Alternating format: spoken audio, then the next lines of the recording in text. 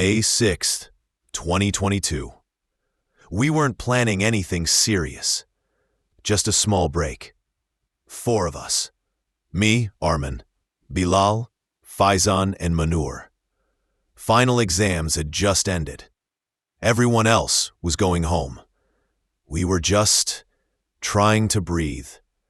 Something simple. 1 weekend away. The road trip wasn't fancy. Rented car, cheap snacks, just laughter and a scratched Bluetooth speaker. It was Faizan who picked the motel. The Alder Inn, $52 a night. Can't beat it, he said. It had 2 stars and no recent reviews, which should have been a red flag. But at the time, it just felt convenient. We pulled in around 6:15 p.m. The place looked like it hadn't been updated since 1998. Big faded neon sign.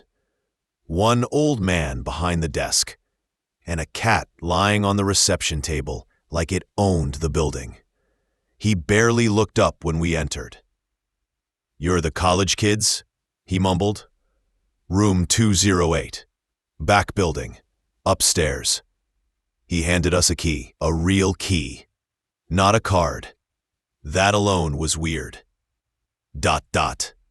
But it was cheap, and we were tired. So we took it. We had to pass room 206 to reach 208. And Manur, who was walking in front, just froze outside it. "Something's wrong with this one," she said quietly. The rest of us stopped. I looked at the door. The brass numbers were crooked. The door had this weird dent, like it had been slammed from inside. The peephole had paper stuck into it, like someone was blocking it, so nobody could see out. "Let's go," Bilal said, laughing it off. But Manur kept glancing back at it. Even as we opened 208 and went inside, we never unpacked. We just tossed our bags on the floor and turned the fan on full blast. It was boiling inside. We played music on Faizan's speaker, ordered some greasy pizza, took dumb mirror selfies, just a normal, stupid night. But later, as we tried to sleep, I noticed Manur was still awake, lying on her side, just staring toward the door. Her face didn't look scared, just tight, like her stom. "You okay?" I whispered. She nodded, but didn't stop staring. "Just, that room feels wrong." I woke up at 2:43 a.m. No reason, no noise, just something pulled me awake. The room was pitch black. Only the faint light from the bathroom bulb spilled across the carpet. Everyone was asleep. Then, a knock. One clean knock. It came from somewhere just outside. I sat up. My throat was suddenly dry. I waited. No second knock. I slowly slid out of bed and tiptoed to the door. I didn't open it all the way. Just enough to peek. Nobody. But I swear on everything, I felt someone had just been standing there. I almost turned back, but something made me glance down the hallway. That's when I saw it.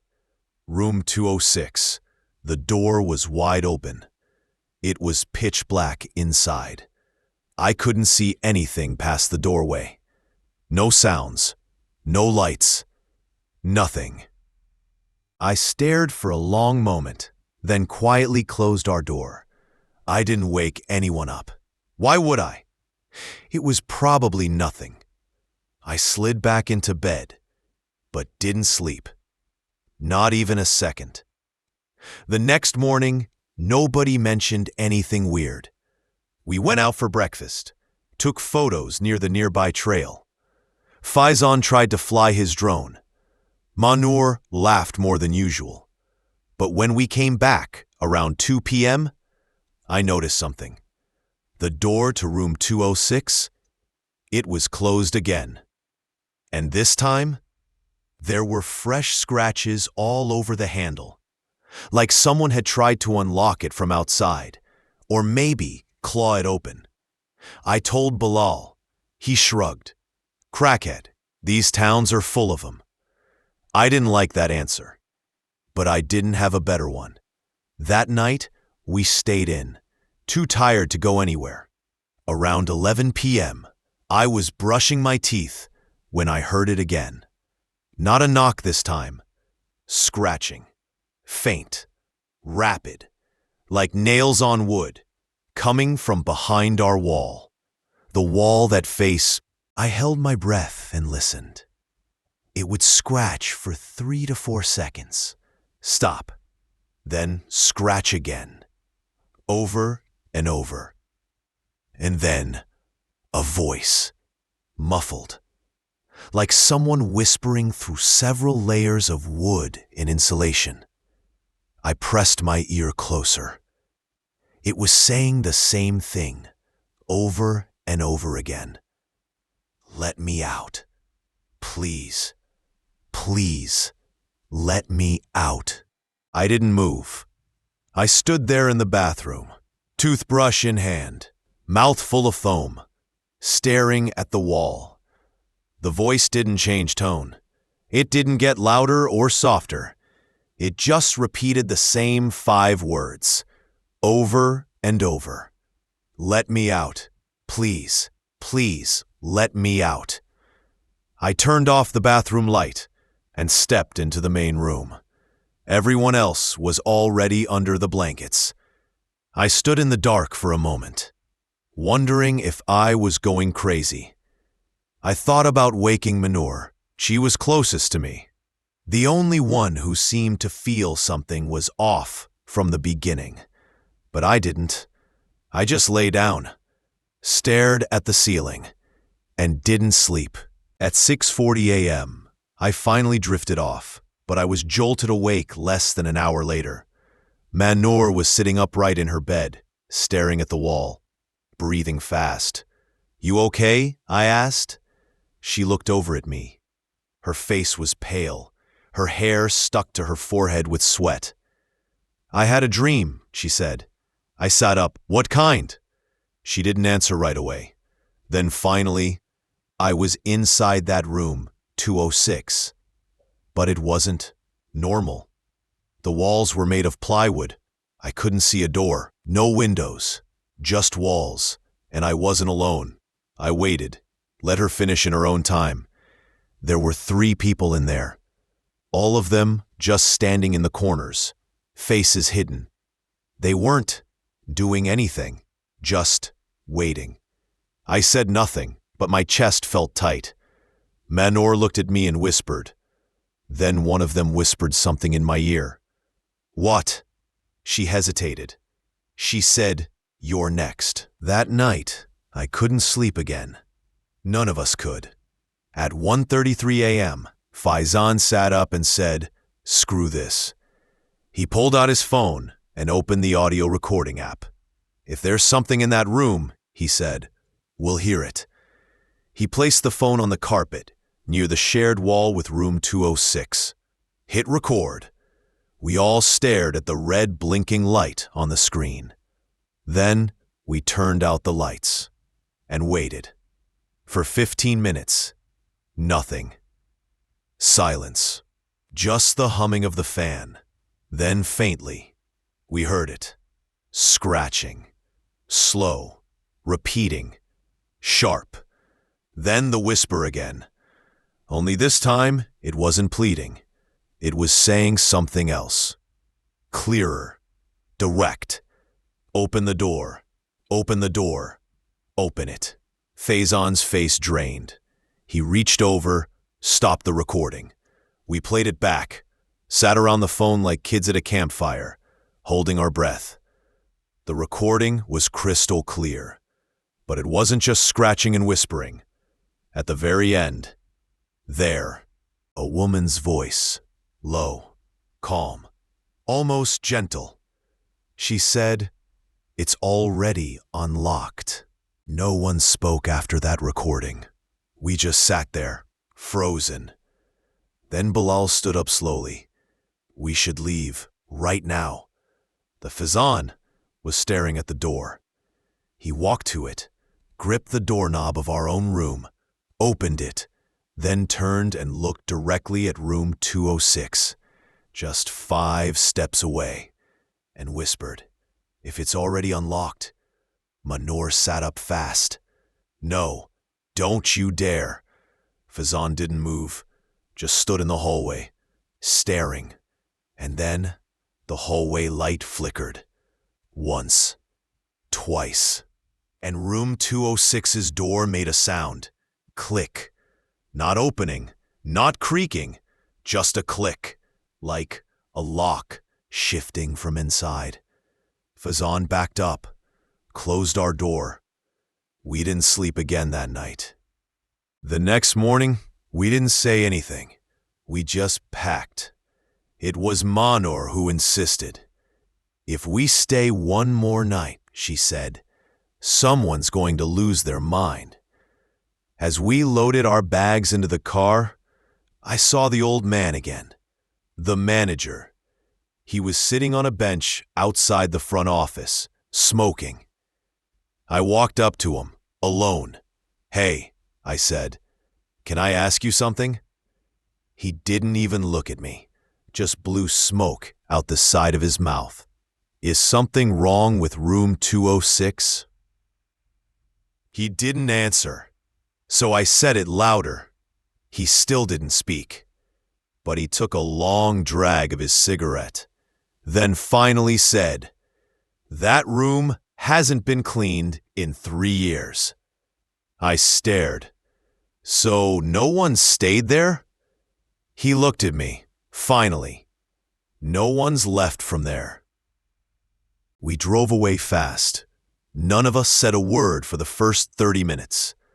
But I couldn't stop thinking about what the old man said. No one's left. That meant someone went in and stayed. It was Fazan who cracked first. When we stopped for gas, he pulled out his phone and searched Alder Inn, Montana, room 206. And there it was. Not a news story, not a review, just a missing person post from 2019. Girl, age 24. Name: Rihanna Ali, stayed at Alder Inn for 3 nights while traveling. Vanished after final night. Belongings left in room. No signs of forced entry. Last known location, room 206. We stared at the photo. She had a warm face, black hair, soft smile, and then Manur said something that made my spine go cold. That's the voice from the recording. I wish I could say we drove home and forgot everything, but we didn't. We argued for hours in group chat, swore to never go near that place again. But deep down, all of us had the same thought. That girl never left. And maybe someone had to help her leave. A week passed. Then Bilal messaged, "I can't sleep." A few minutes later, Faizan, "I keep hearing that scratching sound in my head." Then Manur, "Let's go back, just once, and open the door." I was the last to reply. All I typed was, "Tomorrow night." We left just after sunset. Same 4 of us, same car, but no music this time. The closer we got to the Alder Inn, the quieter we became. Everyone knew what we were about to do, but no one said it out loud. We pulled into the lot at 9:17 p.m. This time, the front office was dark. No manager, no cat, no light. Just silence and that same glowing red vacancy sign flickering in the window. We walked straight to room 206. Faizan reached for the doorknob. It was cold, ice cold, even though the night was warm. "Still locked," he whispered. Then Manur stepped forward. She pulled something from her pocket, a thin silver key. I blinked. "Where did you?" She interrupted. Last time, when Faison opened the app drawer in room 208, there was an old key inside. I'd forgotten. We all had. We thought it was just for the old drawers. She held it to the door. It slid in smooth, like it had never been removed. She paused, looked at us. The door creaked as we pushed it open. The air inside smelled off. Not rotting, but stale. Dead. Like nothing had moved in years. The room was small, identical to ours, but stripped, bare, like it had been cleaned too hard, too often. Except for one thing. In the far corner, there was a chair, and on it sat an old tape recorder. No dust on it, just a folded note taped to the top. It said, "Play me." We didn't speak. Faison knelt and pressed play. The tape whirred for a few seconds. Then a voice came through. Female, calm, but strained. "My name is Rahana Ali. I checked into this room 3 days ago. It's now night. I don't know the date. I can't leave." We all went stiff. The tape continued. I hear scratching every night, and voices, but only when the lights are off. Today, I woke up with writing on my arms. Words I didn't put there. She waits below. Manur backed away, her hand to her mouth, but the tape kept playing. I don't know if this recording will get out, but if you're hearing this, don't stay, don't sleep, don't. The voice cut out. Silence. Then a different voice, faint, low, not hers, a whisper, barely audible.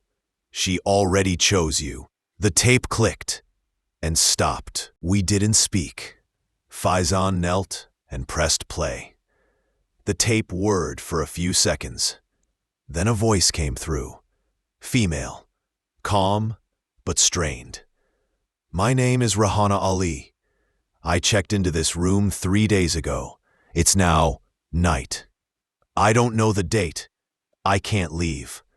We all went stiff. The tape continued.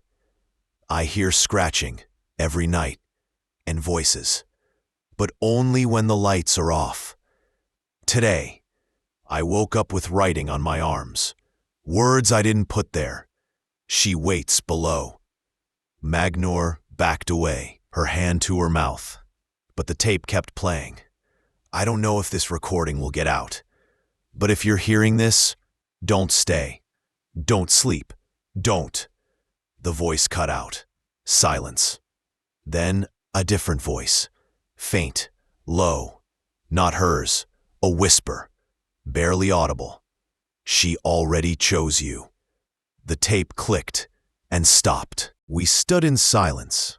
Then Bilal turned to leave, but the door wouldn't open. It wasn't locked. It just wouldn't move. Faison pulled harder. Nothing. Then we all heard it. From inside the walls. Scratching. But not outside. Inside. The room. And then, from behind the mirror above the sink, a voice. Clear. "One of you stays." We all froze. The voice from behind the mirror wasn't loud, but it felt like it was inside us, like someone was whispering directly into our bones. "One of you stays." Faison backed away from the door. Bilal was already twisting the handle over and over again. "It's stuck," he snapped. "It's not locked. It just won't budge." I grabbed his wrist. "Don't panic. We're not going to lose it." But we were already losing it. Manur was in the corner, hands over her ears. "No, no, no. This isn't happening again. This isn't real." "Again?" I asked.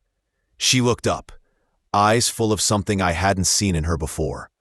Fear, yes, but also guilt. "I had this dream before," she whispered. Not just last week. 2 years ago. I blinked. What? She stood slowly. I've been in this room before. We all stared at her. Manur looked down at the floor. I didn't think it was real. Just a nightmare I used to have during high school. This same room. Same bed. Same smell. Same tape recorder.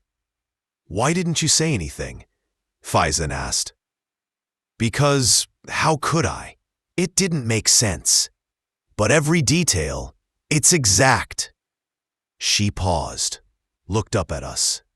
In the dream, one person stayed behind. The others got out. I swallowed hard. How? Manur looked straight at me. They left, someone behind, willingly. The light in the room flickered. Then something appeared on the wall, right next to the mirror.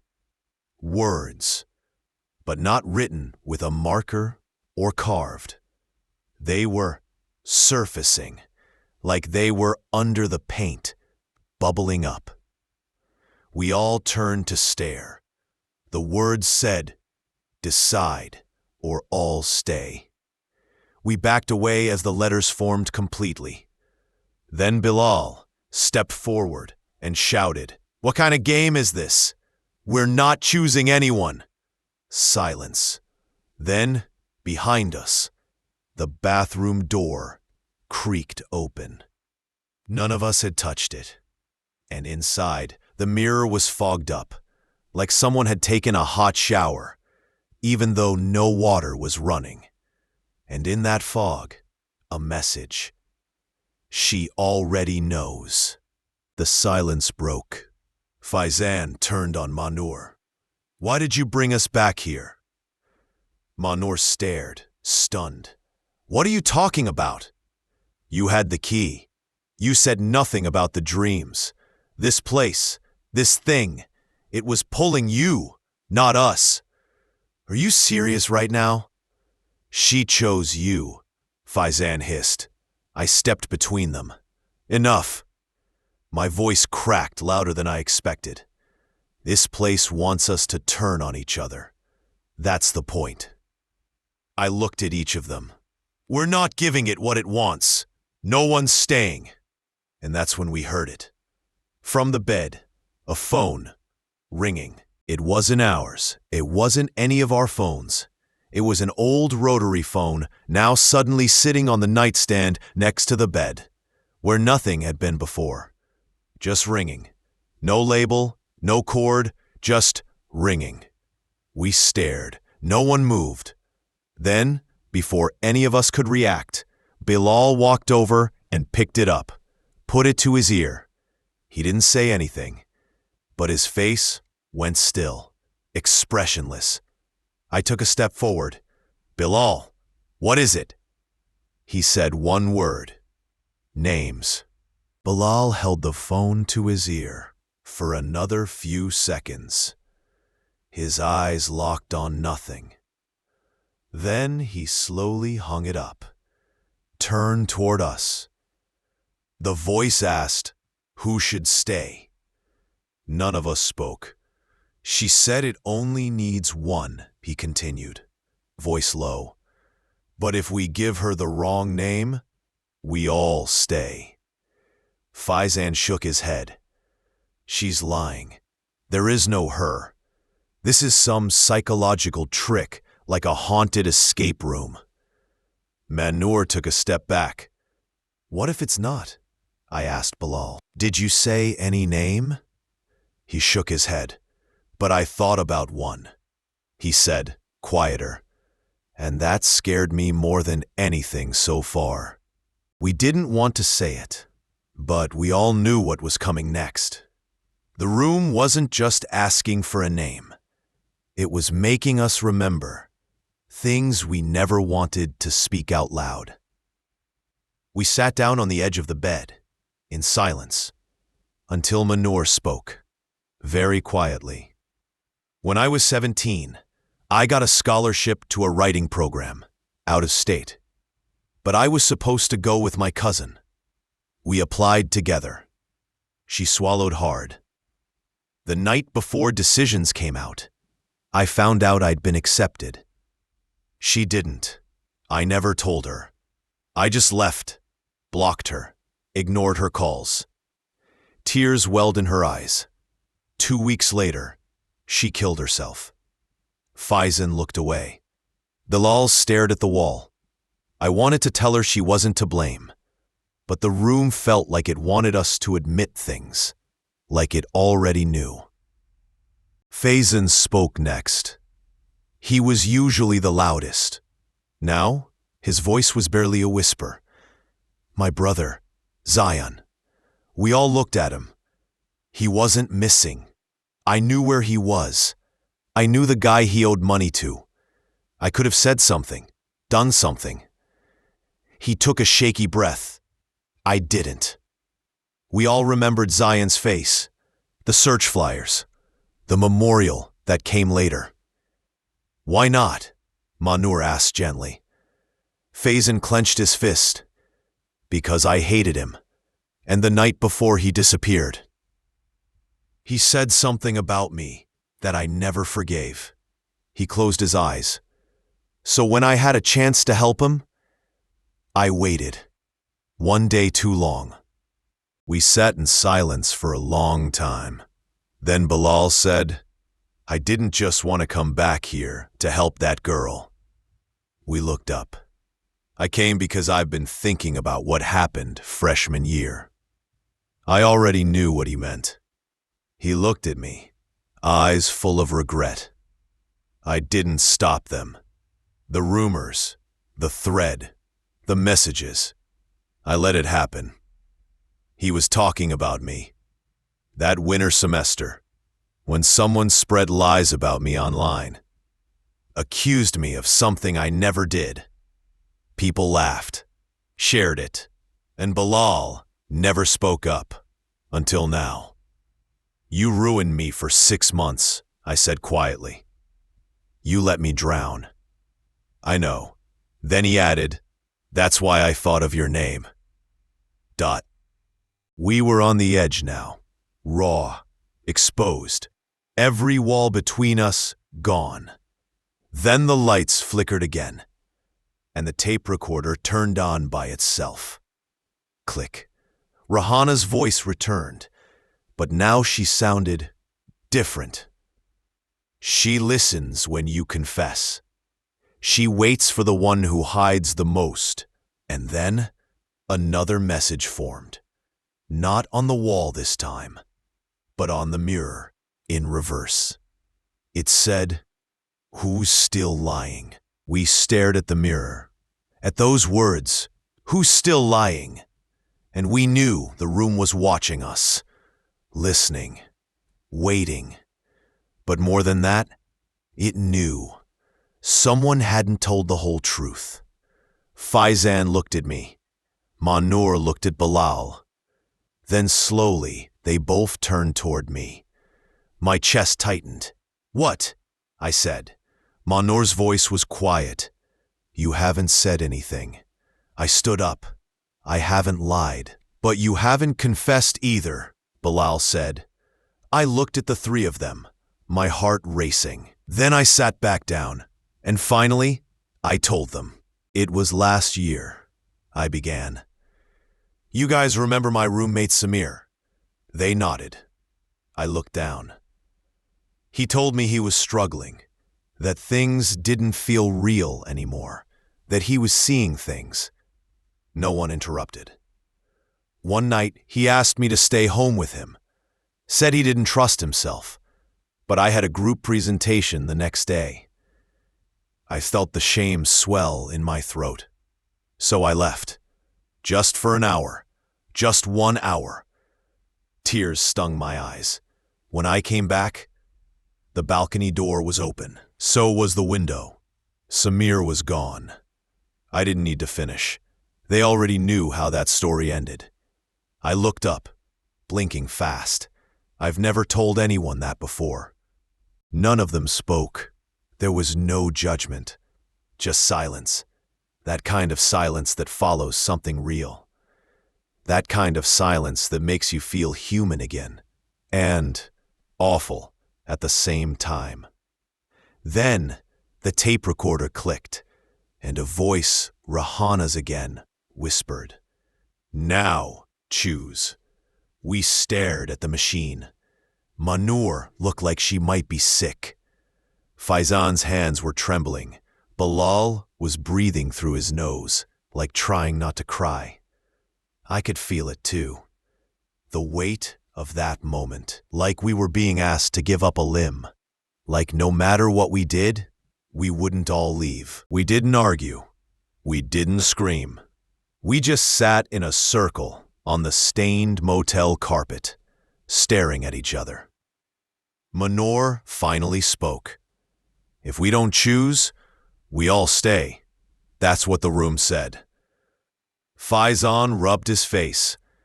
"Then we pick the one who deserves it least." "No," I said. "That's not the point." Bilal looked at me. "Then what is?" I swallowed.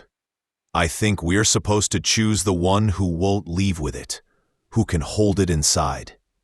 Manur stared at me. "You mean the one who already knows how to carry pain?" I nodded. In the end, no one pointed fingers. No one was dragged. No one was forced. I stood up first, walked to the door, tried the knob one more time, and it turned, easily. The door opened. Cool night air rushed in. Behind me, no one moved. "I'll stay," I said quietly. They started to protest, all three of them. But I shook my head. "No, you all made mistakes, but you own them. You have lives waiting for you." Manur stepped forward. "You do too." I looked at her for a long time. "Not like you do." Then I looked at Bilal. "You're forgiven." He broke down. Then I turned to Faizan. "Don't waste it." Then I shut the door, and they were gone. The silence, after they left, was like no silence I've ever known.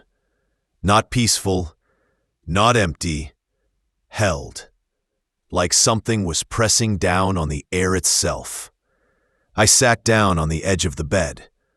The walls no longer scratched. No voices now. Just me. And the room. For the first hour, nothing happened. I waited, listened, thought about opening the door again. But somehow, I knew it wouldn't open anymore. Because I hadn't just shut it. I'd agreed. It didn't try to scare me. That's the part I didn't expect. There were no sudden slams, no screams, no shadows. Instead, the lights stayed on. The mirror was clear. But the longer I sat there, the heavier I felt. Like I was slowly forgetting why I'd stayed. Like I was erasing myself. I reached for the recorder again. But this time, it didn't click. The tape was jammed. Or maybe that was over. Room 206 didn't need to say anything else. It had what it wanted. This place doesn't feed on blood. It feeds on guilt, on memory, on shame, on those small moments when you chose wrong and never told anyone. It doesn't punish you for mistakes. It punishes you for carrying them too long. That's what I realized, sitting there. Why did Rahana die here? Because she couldn't forgive herself. Why was I still breathing? Because somewhere, deep down, I'd accepted it. Room 206 doesn't need to kill you. It just makes you sit still long enough to become someone you no longer recognize. Around 4:30 a.m., I noticed it. The floor near the bed was different. One of the wooden planks had shifted. There was another door underneath, thin, hidden.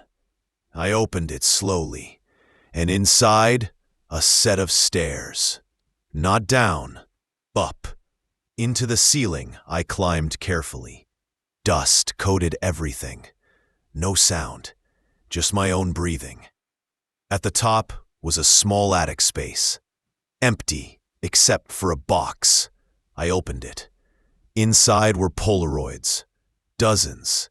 Every one of them showed someone standing in room 206. Different faces, different decades, but always the same place. One person per photo, sometimes crying, sometimes sitting, sometimes staring right into the lens, but always alone. And at the very back was one last photo, blank, except for the words scribbled on the bottom. Last one. I climbed back down, sat in the room, and waited. Morning came. Light pushed through the curtains. For the first time, the sun touched the floor inside. I stood, walked to the door, tried the knob, and to my surprise, it turned. The door opened, and room 206 let me leave. I didn't speak to Bilal, Faison, or Manor for months. They moved on. I watched from far away, until one day I saw it. The Alder Inn had been demolished, burned down, then bulldozed. No official reason given. I drove there one last time. All that remained was a concrete slab where the motel used to stand. But I knew where the room had been. I stood where 206 once was, and there, at my feet, was a photograph. Still clean, still whole. It was me, sitting in that room, looking straight at the camera.